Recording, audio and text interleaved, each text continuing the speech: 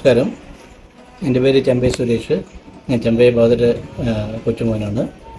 ഞങ്ങൾ താമസിക്കുന്ന വീട്ടിലാണ് ഇപ്പോൾ നമ്മൾ നിന്നുകൊണ്ടിരിക്കുന്നത്. അദ്ദേഹത്തിൻ്റെ ഒരു സ്റ്റാച്ചു, അദ്ദേഹത്തിൻ്റെ ശിഷ്യൻ ജയവിജയമാർ 1981 ജ്യോതി വെങ്കടാചലം ഗവർണറായിരിക്കുമ്പോൾ ഇനാഗ്രേഷൻ ചെയ്ത സ്റ്റാച്ചുവിൻ്റെ മുമ്പിലാണ് നമ്മളിപ്പോൾ നിൽക്കുന്നത്. ഇന്ന് ചെമ്പൈയിലെ സംഗീതോത്സവത്തിൻ്റെ അവസാന ദിവസമാണ്. 4 ദിവസം നീണ്ടു നിൽക്കുന്ന സംഗീതോത്സവത്തിൻ്റെ അവസാന ദിവസം 112ാമത്തെ ചെമ്പൈ പാർത്ഥസാരഥി ഏകാദശി സംഗീതോത്സവമാണ് ഇപ്പോൾ നടന്നുകൊണ്ടിരിക്കുന്നത്. ഈ സംഗീതോത്സവം ചെമ്പൈ ബാദർ, അതായത് മുത്തശ്ശൻ തന്നെ 1914 തുടങ്ങിയ ഈ സംഗീതോത്സവം മാത്രമല്ല, ഈ പാർത്ഥസാരഥി ക്ഷേത്രത്തിൻ്റെ ഉത്സവത്തോട് അനുബന്ധിച്ചുന്ന സംഗീതോത്സവമാണ് ഇത്.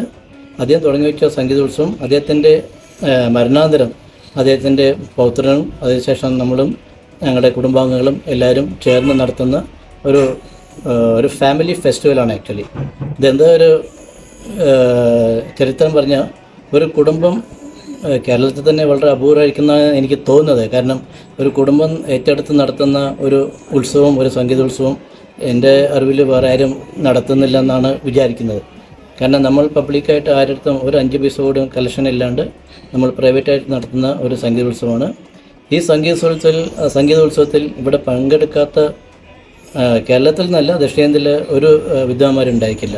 പഴയകാലം മുതൽ അരിയക്കുടി രാമാനന്ദ അയ്യങ്കാർ, MS സുബ്ബലക്ഷ്മി അമ്മോൾ, അങ്ങനെ പല വിദ്വാന്മാരും ഇവിടെ, ചമ്മാങ്കുടി ശ്രീനിവാസ അയ്യർ, അങ്ങനെ എല്ലാവരും, S ബാലചന്ദ്രൻ, എണ്ണി പറയാൻ ഇല്ല എത്ര സംഗീതജ്ഞന്മാരുണ്ടോ ആ സംഗീതജ്ഞന്മാരൊക്കെ ഇവിടെ പങ്കെടുത്തിട്ടുണ്ട്. ചെമ്പൈ ബാദർ ഇരിക്കുമ്പോഴും അതിന് ശേഷവും ചെമ്പൈ ബാദറിൻ്റെ ശേഷം നമുക്കെല്ലാം അറിയുന്ന പോലെ ഗാനഗന്ധർവൻ KJ യേശുദാസ്, അതേപോലത്തെ TV ഗോപാലകൃഷ്ണൻ, ശ്രീ ജയവിജയമാർ, മണ്ണൂർ രാജകുമാരൻ ഉണ്ണിമാഷ്, അതുപോലെ നമ്മുടെ സുകുമാരി നരേന്ദ്രമേനോൻ, ഇവരൊക്കെ വർഷാവർഷം ഒരു വർഷം മുടങ്ങാണ്ട് ഇവിടെ 10-50 കൊല്ലമായിട്ട് ഇവിടെ സംഗീതോത്സവത്തിൽ പങ്കെടുക്കുന്നു. പ്രത്യേകിച്ച് നമ്മുടെ ദാസേട്ടൻ കഴിഞ്ഞ കോവിഡ് വരെ അദ്ദേഹം ലാസ്റ്റ് പങ്കെടുത്തത് 49ാമത്തെ വർഷമായിരുന്നു. ഇവിടെ കോവിഡിന് ശേഷം അദ്ദേഹം US പോവുകയും അതിനുശേഷം ഇന്ത്യയിലേക്ക് തിരിച്ചു വരാത്ത കാരണം ഈ സംഗീതോത്സവത്തിൽ പങ്കെടുക്കാൻ പറ്റാത്ത ഒരു സാഹചര്യമാണ്.